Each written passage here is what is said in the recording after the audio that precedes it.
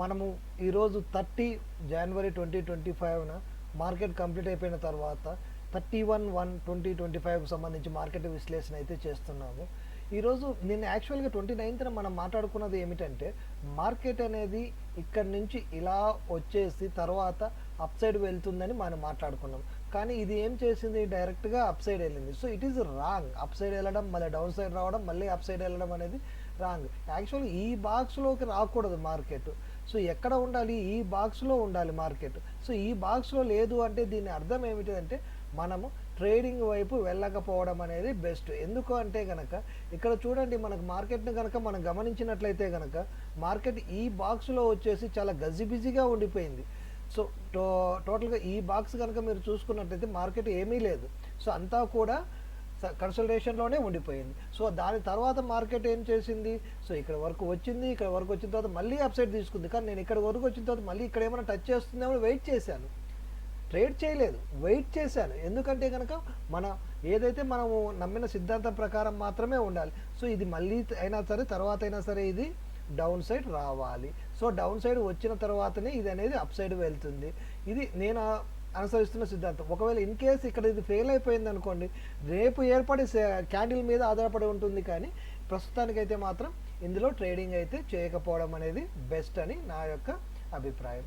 Okay, next రేపటికి సంబంధించి market ఏం చెప్తుంది అనేది, ఫ్రైడేకి సంబంధించిన మార్కెట్ ఏం చెప్తుంది, ఎలా ఉండబోతుంది అనేది ఒకసారి అయితే చూద్దాము.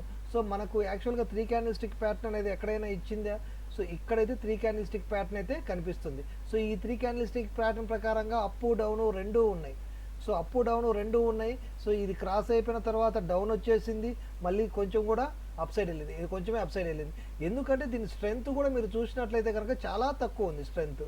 సో ఇక్కడ వచ్చేసి దీని స్ట్రెంత్ వచ్చేసి చాలా తక్కువ ఉంది. సో స్ట్రెంత్ తక్కువ ఉన్నప్పుడు మార్కెట్లో ఆ అప్ అండ్ డౌన్ అనేది మామూలుగానే జరుగుతుంది. సో పెద్దగా ఏమీ ఉండదు.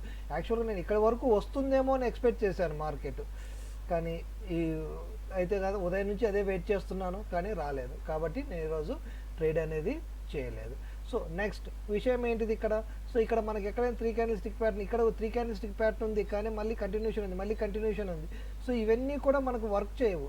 సో ఇవన్నీ కూడా మనకు వర్క్ చేయవు. సో పోతే కనుక మిడ్ డే క్యాండిల్ ఏం చెప్తుందో ఒకసారి చూద్దాం. సో మిడ్ డే క్యాండిల్ కూడా చూడండి, అప్ డౌన్ రెండు ఇండికేట్ చేసింది. ఇక్కడ డౌన్ చేసింది, అప్పు చేసింది. డౌన్ కంటే కూడా అప్పు ఎక్కువ చేసింది. ఇది బాడీ అనేది ఇక్కడ గమనించినట్లయితే కనుక ఎక్కువగా అప్ సైడ్ ఉంది. సో మార్కెట్ అనేది అప్ సైడ్ మూమెంట్లోనే ఉంది. కానీ మనకు కావాల్సినట్టు 23,097 కనుక ఒక్కసారి తాకేసి కనుక వెళ్ళుంటే కనుక మార్కెట్ అనేది వివస్థమైన అప్ సైడ్ మూమెంట్ తీసుకునేది. సో అదేవిధంగా మనం కనుక నిఫ్టీ బ్యాంక్ని కూడా చూసినట్లయితే కనుక నిఫ్టీ బ్యాంక్ ఏం చెప్తుందో ఒకసారి చూద్దాం. సో నిఫ్టీ బ్యాంక్ ప్రకారంగా కనుక మనం మార్కెట్ను చూస్తే కనుక, సో నిఫ్టీలో కనుక బ్యాంక్ నిఫ్టీలో కనుక మనం చూసినట్లయితే కనుక బ్యాంక్ నిఫ్టీ వచ్చేసి దీని పరిస్థితి కూడా దాదాపు అలాగే ఉంది. సో ఇక్కడ వరకు వచ్చింది, టచ్ చేస్తుందేమో అనుకున్నాం, టచ్ చేయలేదు ఫస్ట్ క్యాండిల్. సో దాని తర్వాత టచ్ చేయకుండానే అప్ సైడ్ వెళ్ళిపోయింది. సో మళ్ళీ కిందికి రావాలని చూస్తుంది కానీ రాలేకపోతుంది. సో రెండింటి వాటి మధ్యలో ఉన్నటువంటి డిఫరెన్స్ వల్లనే ఈరోజు మార్కెట్ అనేది అస్తవ్యస్తంగా ముగిసింది. సో అలాగే చూసినట్లయితే కనుక మిడ్ డే క్యాండిల్ ఏం చెప్తుందో ఒకసారి చూద్దాం. సో మిడ్ డే క్యాండిల్ ఏం చెప్తుంది ఇక్కడ, ఇది mid day candle. So mid day candle ప్రకారంగా ఇది కాదు మిడ్ డే క్యాండిల్, ఒక్క నిమిషం.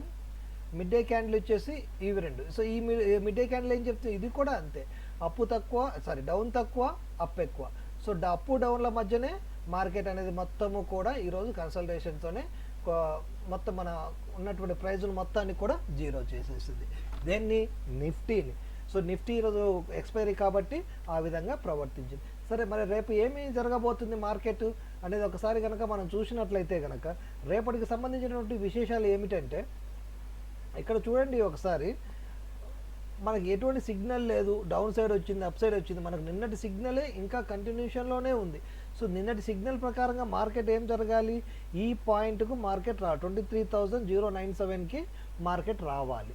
సో ఒకవేళ రేపు కనుక ఇలా మార్కెట్ కనుక డౌన్ సైడ్ వస్తే కనుక ఇక్కడికి వచ్చిన తర్వాత ఇది అనేది మళ్ళీ అప్ సైడ్ తీసుకుంటుంది. సో అలా కాకుండా ఇంకా అప్ సైడ్ వెళ్తున్నది అంటే మాత్రం ఇది డేంజరస్ మూమెంట్. సో ఈ మూమెంట్ ట్రేడింగ్ చేయకపోవడం అనేది, అంత అప్ సైడ్ ఎప్పుడు ఇది కొలాప్స్ అయిపోతుందో కూడా చెప్పలేము. సో అప్ డౌన్ సైడ్కి మూమెంట్ ఉంది.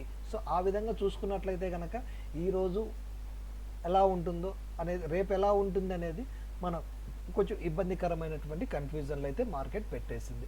అక్కడి నుంచి డౌన్ సైడ్ కనుక తీసుకుంటే కనుక రేపు కంపల్సరీ మార్కెట్ అనేది మంచి అప్సైడ్ మూమెంట్ ఇస్తుంది. అది ఫ్రెండ్స్ ఈ రోజుకి సంబంధించినట్టు మార్కెట్ విశేషాలు. చూసిన వాళ్ళు తప్పకుండా లైక్ చేయండి, కామెంట్ చేయండి, ఇంకా మీ అభిప్రాయాలను కూడా తెలియజేయండి. Okay friends, thank you.